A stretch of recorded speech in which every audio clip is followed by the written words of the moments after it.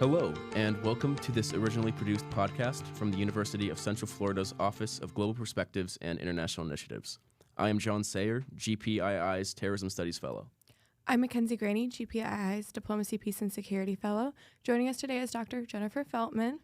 Dr. Feltman is a celebrated professor, an author, and specialist whose focus is on the art and architecture of medieval Europe, and specifically the development of complex image problems in architectural sculptures. Thank you so much for being here. Thank you guys so much for having me. Of course. Doctor, could you explain to us what exactly you're working on and how you got involved with the project? So I'm an art historian who works on Gothic sculpture, primarily the facades of cathedrals. They were covered with hundreds of stones. Each of them comprised different religious messages, but also social and specific messages. I've studied those for about 2 decades. This project has allowed me to become a member of what's known as the Chantier Scientifique de Notre Dame. Since the fire happened, the French government has allowed a certain group of scholars to be involved with the study of the monument. And what's so exciting about this is that we're not just studying it from images or from afar, but we're actually able to go to the site. And I like to liken studying a building that's under restoration to an autopsy or a type of surgery where you're interested in understanding how a body works more intimately and also knowing that body is going to continue to live. So that analogy does break down at some point. Yeah. So we've been able to go up on scaffolding, and for me, I'm looking at the stone sculptures. What interests me are the paints on them. Most people don't realize it, but Gothic sculpture was actually painted in multiple layers. So we could talk about this maybe more later. But my project is called Notre Dame in Color. And through that project, I'm collaborating with chemists who study the layers of paint. And we're taking the data that they have and translating it into a digital form on 3D models that we've been making of the sculptures to help the public and to help scholars more fully understand what these looked like in the Middle Ages. Yeah. Wow. That's really interesting. And I have to ask, because you obviously are saying that's almost a resemblance of a body, but it's also being rebuilt around you. So and you said you were on scaffolding, so could it almost be kind of a dangerous job in a way? I mean, you're working around someone who else is working around you, and they're building something around you. So I think the in terms of visiting the site, that's highly controlled, and I'm only allowed to go during times when the workmen and women are not doing things that are dangerous, and so and we wear protective gear, and it's essentially kind of part of the job. But I think it's really about the ability to be close and see materials. That's been the exciting part for me.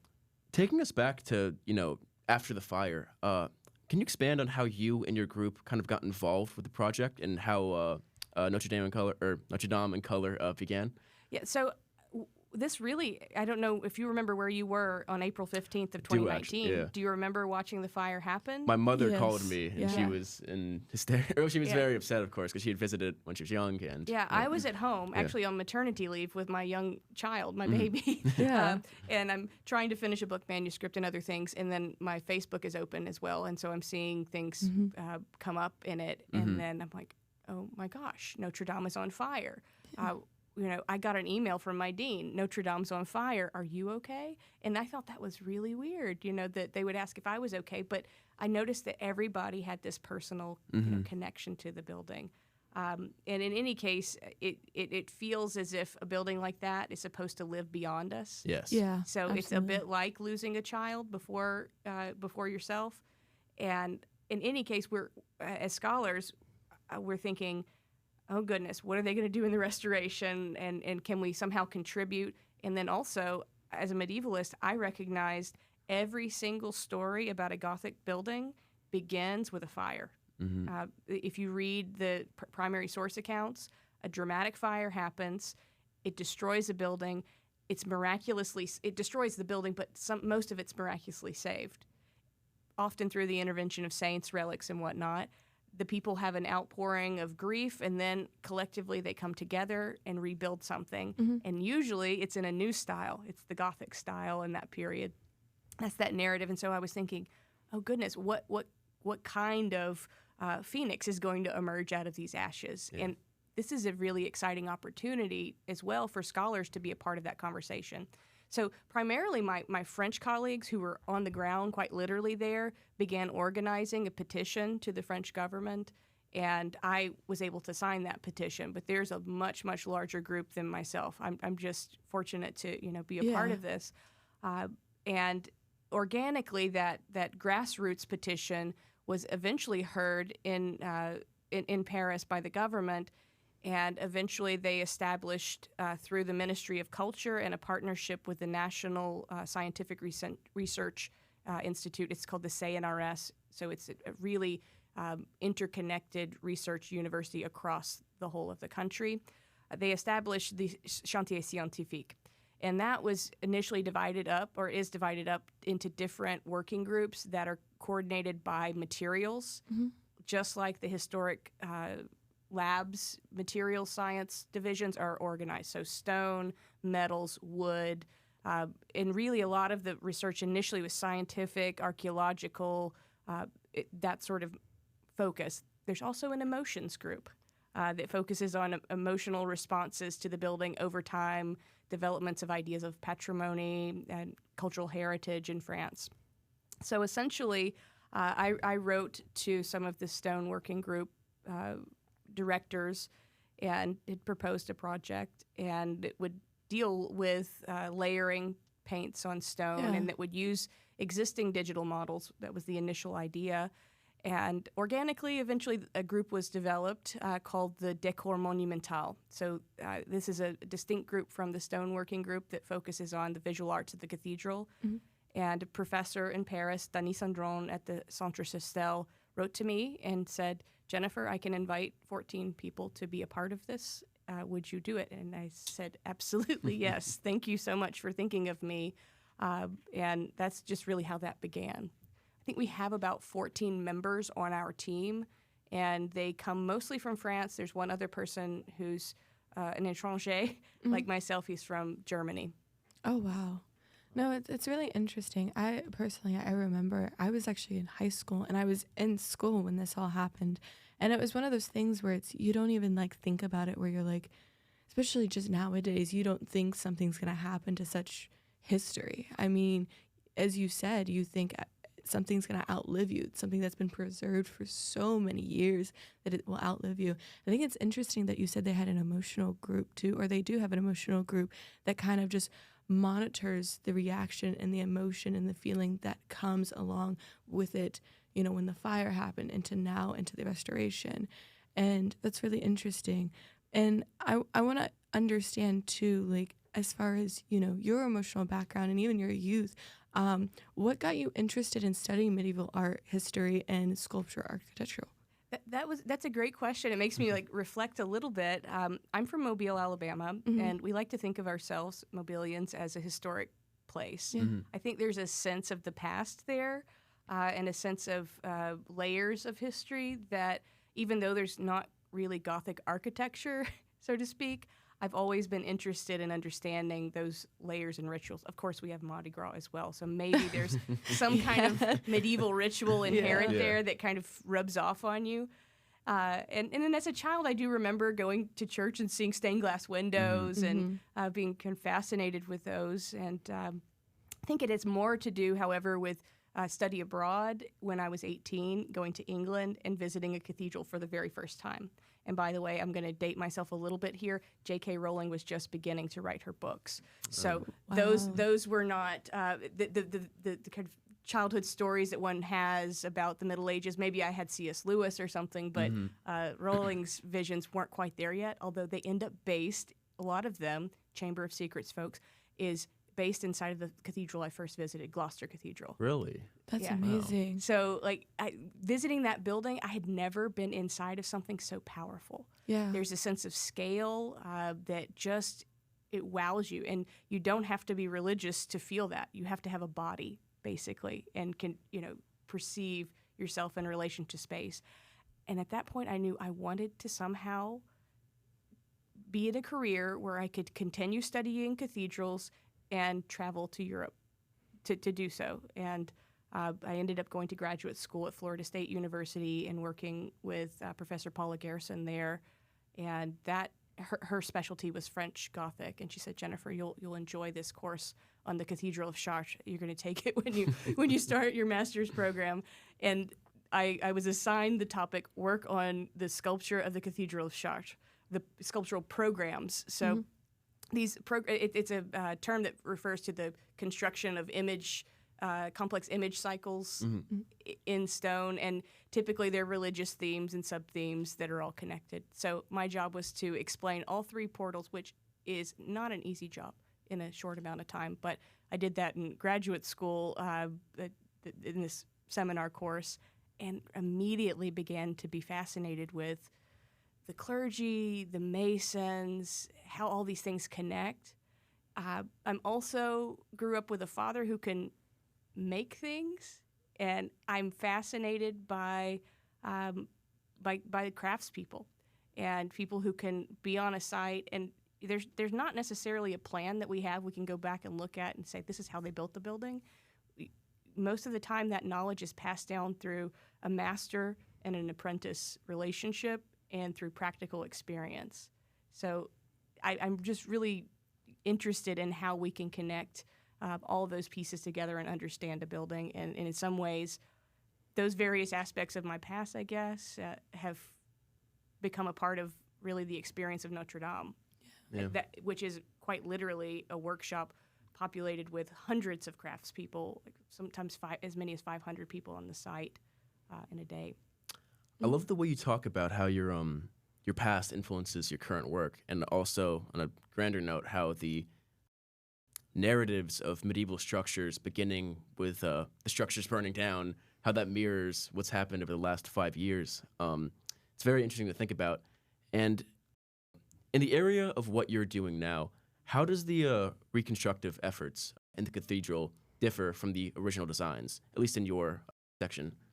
Yeah, so, there really are two aspects to the current cathedral reconstruction. One is high technology, and we would not be able to know exactly what was lost. We would have photographs, two-dimensional images, but we would not be able to know exactly what was lost had we not had a LiDAR scan, point cloud scan of the cathedral, not just one, but several.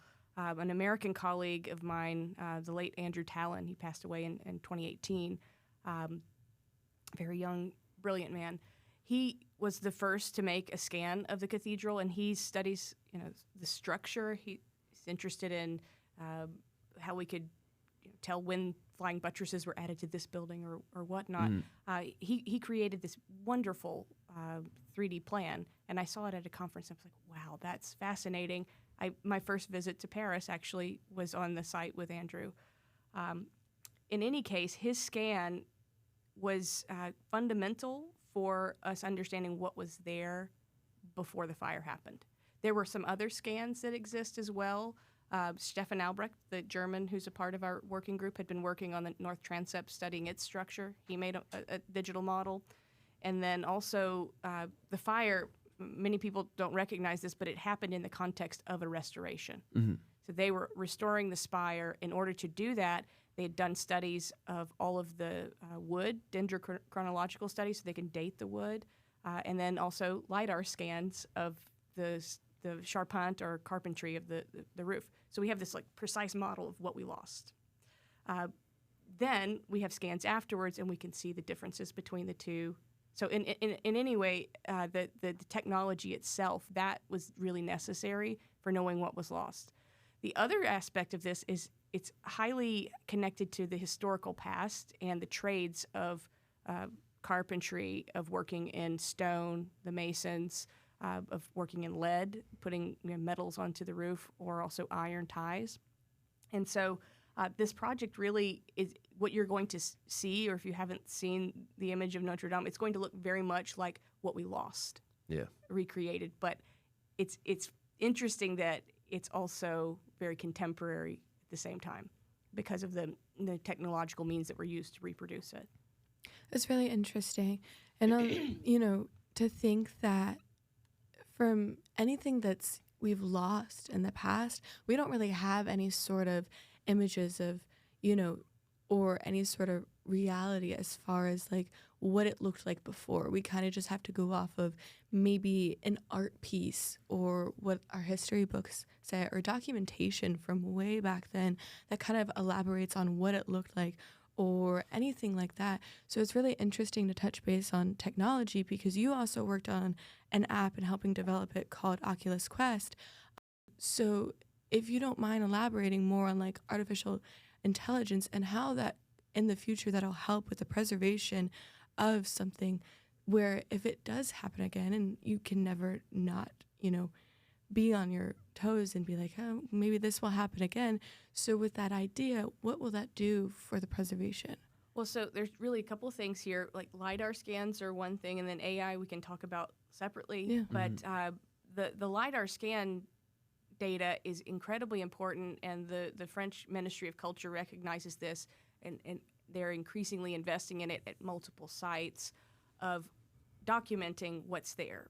Because if we have this precise thing, we can at least say, this is what was there, and then we should correct that it's not entirely medieval, it's also what's there now, and that the cathedral that we have at Notre Dame now it's 13th century. There's some 12th century material. It's also 16th century, 17th, 18th, heavily 19th century.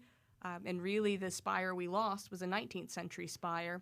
And we do have documents, photos, and I'll show some of them in the talk I give later on today, where there's no spire at all in the building. We know there was a medieval spire, but we know it through documents. But in any case, the LiDAR scanning and then also photogrammetry, which is another method of making precise models with photography, those are going to increasingly become important, I think, for documenting not only cathedrals, but really cultural heritage largely writ in many places. I'm using it to document sculptures. LiDAR is not as effective at getting the sculptures because the distance between the points are too far, at least on the scans we have. Photogrammetry is better, but even then you need to be very close to the sculptures to really get a clean model. VR, I've used the Oculus Quest. You asked me about that. That was a project. So now it's MetaQuest. They keep updating every year. their New name. And there's a new version, and now they're no longer supporting version 1 headsets. So sorry if you have the old one. They'll sell you a new one. But the idea for that project, that's another cathedral that I work on. It's also named Notre Dame, but Notre Dame de Reims or Reims in Champagne.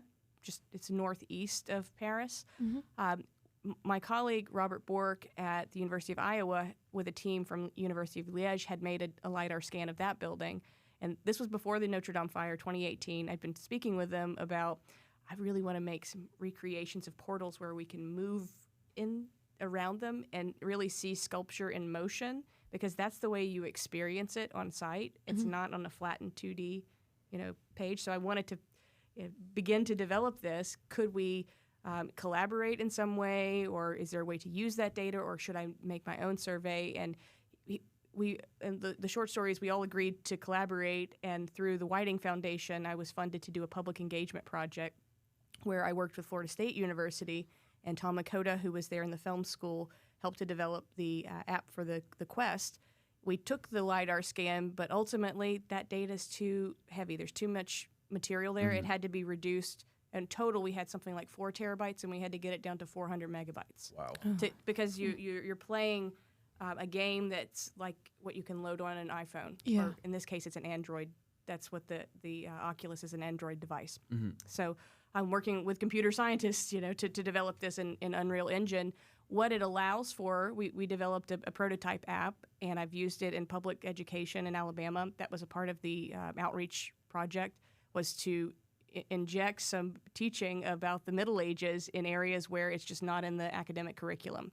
The way to do that was to connect technology and the arts. And I worked with Tuscaloosa Magnet Middle School and piloted the experience with about 85 middle schoolers, 13-year-olds. It was great. They will give you great feedback. They'll be honest. They know. They'll be honest. They'll be honest. And if it can break, they'll break it. But it's good because as a developer, you need to know all of those things, all of the possibilities.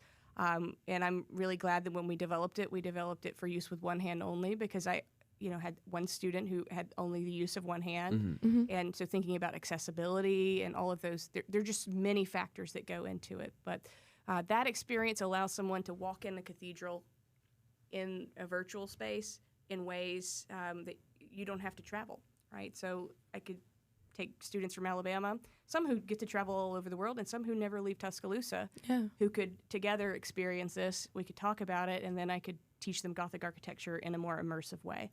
So that's, kind of part of it. The AI part, we're not quite there with the project yet, but AI can be used in lots of interesting ways, perhaps to help us understand how fragments match up. So lots of sculptures were broken apart in different periods, primarily Revolution in France. They're dispersed throughout France, some in the United States. If we're able to document them precisely, we might be able to put things together. Yeah. And it's a lot easier to digitally put these together than to, transport, obviously, sculptures or even plaster casts, which was the old method of doing it. Absolutely. Yeah. So, of course, you've mentioned how your work focuses on sculptures and portals, and you've specifically done a large amount of research on Last Judgment sculptures throughout France. We wanted to ask, in Notre Dame, how does the Last Judgment sculptures there kind of differ from other places and other cathedrals where you've worked? So my book project is on the development of the Last Judgment in the 13th century. Yes. And there's 4 major cathedrals where I focus, where we see this development: the Cathedral of Chartres, Notre Dame in Paris, Amiens, and Reims. And this really introduced me to all of these cathedrals. It was initially my dissertation project. And although on the surface they all seem similar, they're each different, and they're aspects that connect to something about the local church. And the more that you study them, the more you learn, they're not all made at the same time in the 13th century. They're actually synchronously being worked on. Different parts are being worked on at different times. And my idea about it is that the clergy are also informing these things, and then you have workshops going from site to site. There's a bit of competition. They've got this new type of Christ. I mean, this may not be as exciting to you, but there are 2 Last Judgment Christs. One is, he's the judgier Christ. He points up to the right to heaven, or up to the right to heaven and down to hell on the left. I mean, he is judging, so there's heaven and hell. That's implicit in the Last Judgment. Yeah. The 13th century form changes the judgment more to your subjective response to the image of Christ. And in the 13th century, we start to see him showing wounds. And the theology of that period is, what do you see when you see the wounds? Do you see someone that you crucified, or do you see someone who's bleeding for you? Yes. And it's more of a viewer's perception of the sculpture. The Notre Dame figure has a Last Judgment Christ that's like that. He's a bit later than some of the others, but they all connect together, the 3 buildings I mentioned. That said, around his head is a halo from the 12th century that's been reused from an earlier facade. There was a plan for a 12th century facade of Notre Dame that was partially constructed, maybe even fully constructed, then demolished, but also partially preserved. And the portal to the right of the judgment, called the St. Anne portal, is the best evidence you can see of this. It's an amalgamation of saved parts from the 12th century portal that are reconstructed with additional 13th century sculptures made to fit together. And there's a head in New York that probably belongs to that portal that's from the 12th century, called the Head of the King. In any case, there are these little aspects that differ. One other thing about the Last Judgment there that's pretty interesting is that on the side of heaven, you see an African figure being resurrected. And he's depicted quite realistically. That most people think of like medieval art being pre-Renaissance is not interested in realism or in the body. Yeah. And that's just simply not true.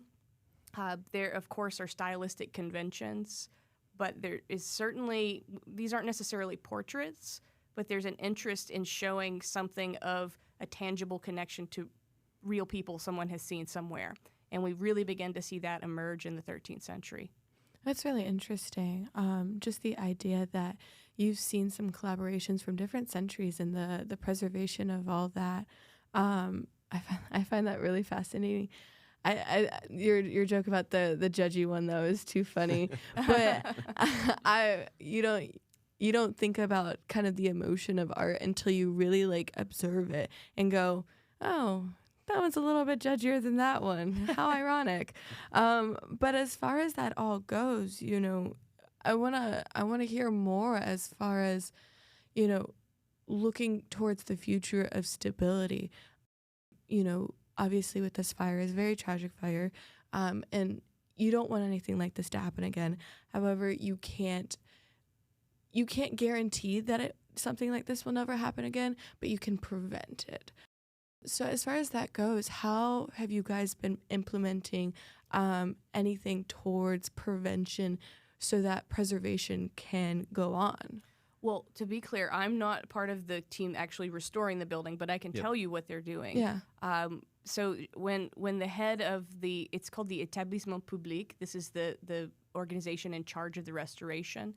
The head of that was General Georgelin, who sadly fell from a mountain and died last summer. And he's been replaced by Philippe Jost.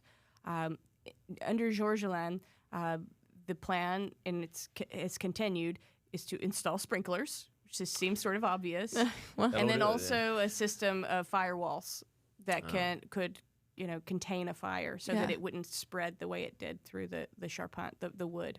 I mean, because essentially what you have is when you're inside of a cathedral and you look up and you see the stones above you, that's not the roof.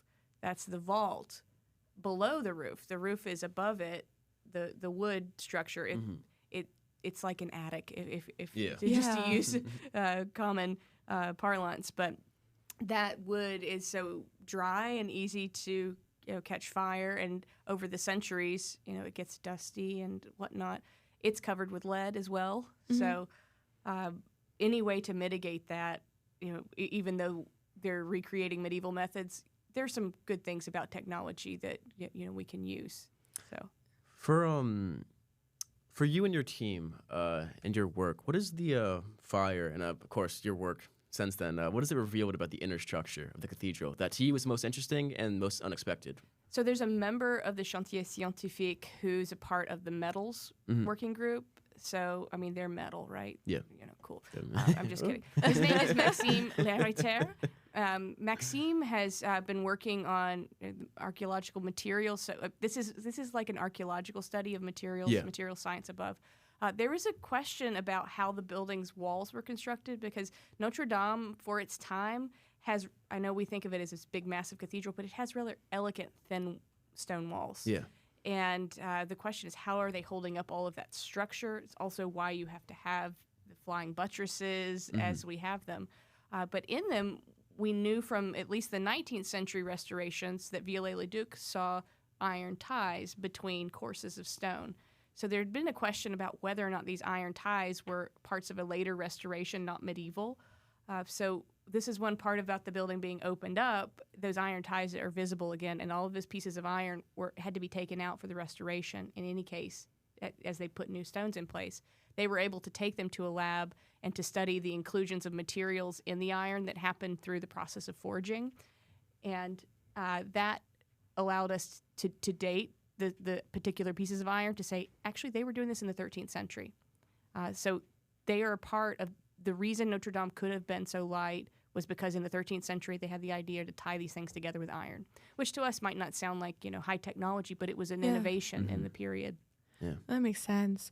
And I kind of want to fall back a little bit because obviously earlier we were talking about the middle schoolers and Oculus or Meta or whatever it is now. I feel like names are always going to change as versions go on. But you were talking a little bit about how you wanted to adapt it to obviously to be used by all everybody, whether it was somebody who could only use one hand or anything like that. But talking on a younger generation, we talked off the podcast, but earlier we were talking about K through 12 or how medieval times, the Renaissance, anything very later after the 15th century isn't really talked about in history classes or just in general. We don't really get that education in K through 12 unless you go onto higher education. So as a doctor, as a professor, as someone who's in academia, and someone who studies such a beautiful topic and obviously so passionate about, why is it important to continue on spreading this education and going forward in the future, making sure that not only just us as adults, but even the younger generation, whether middle schoolers or even younger than that, get to understand this and get to... Yeah, this period of time is about 1,000 years we're talking Yeah. about when we say medieval.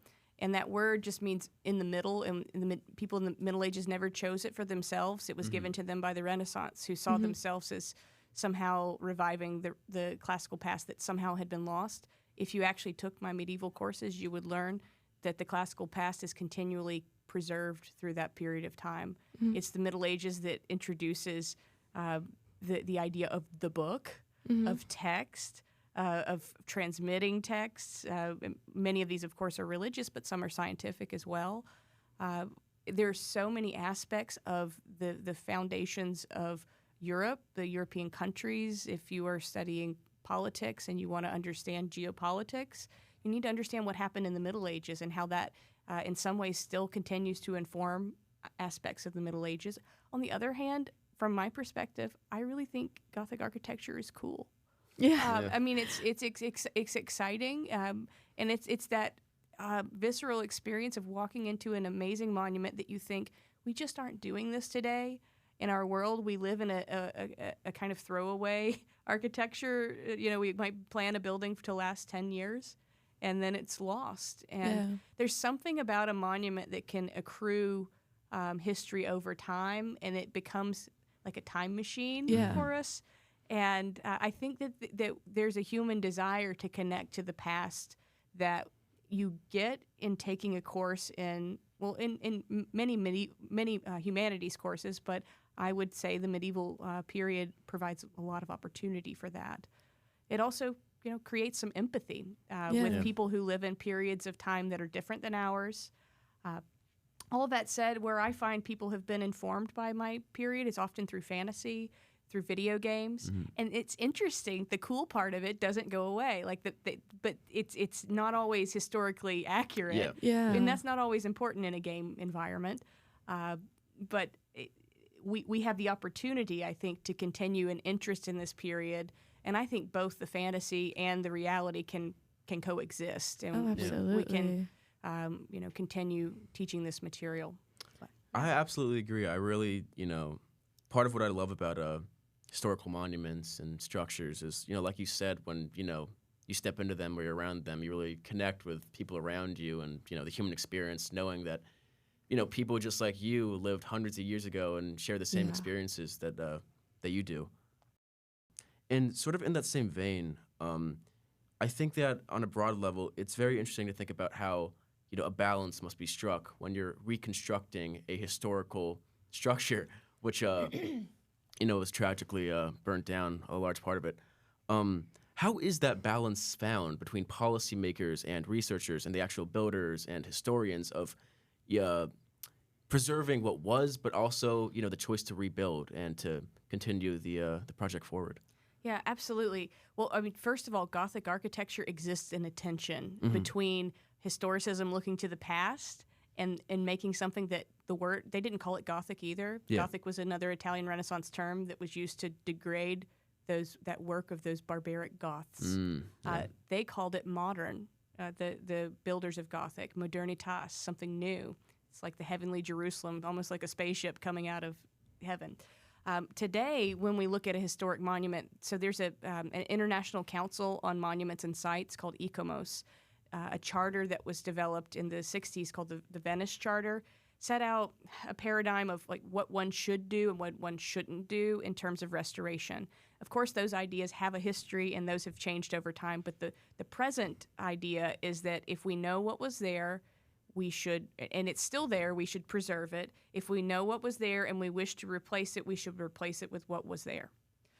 That's the idea. On the other hand, I do think there's this impulse that we're in a contemporary moment and we want things to be contemporary, and I think that President Macron has also expressed this in many ways. There was just an article today in Le Figaro about a what has been somewhat controversial, a plan to have another competition for the cathedrals, in this case windows on the interior, where a series of windows would be replaced with contemporary windows.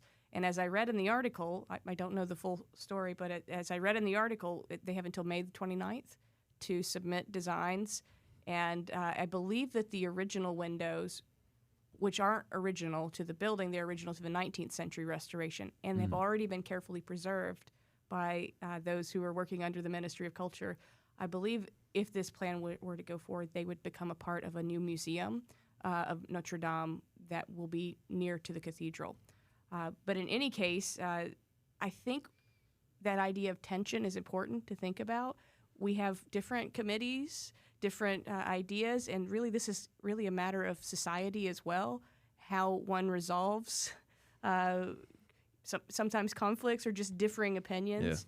Yeah. The monument speaks to our own present moment, and I prefer not to get into the middle of it sometimes. I'd rather sit back. It's easier maybe. Yeah, it's a lot easier for sure. Yeah, but on the one hand, I appreciate the accuracy to history. On the other hand, I can see the desire and to have something contemporary and to enliven it in that way. Yeah. No, that's amazing. I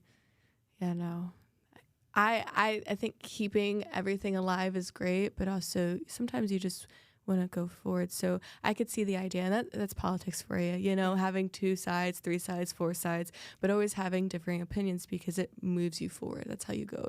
Yeah. Well, I could say really quickly with this that the cathedral will reopen December the 8th, 2024. Yes. The Feast of the Immaculate Conception of the Virgin is actually the reason.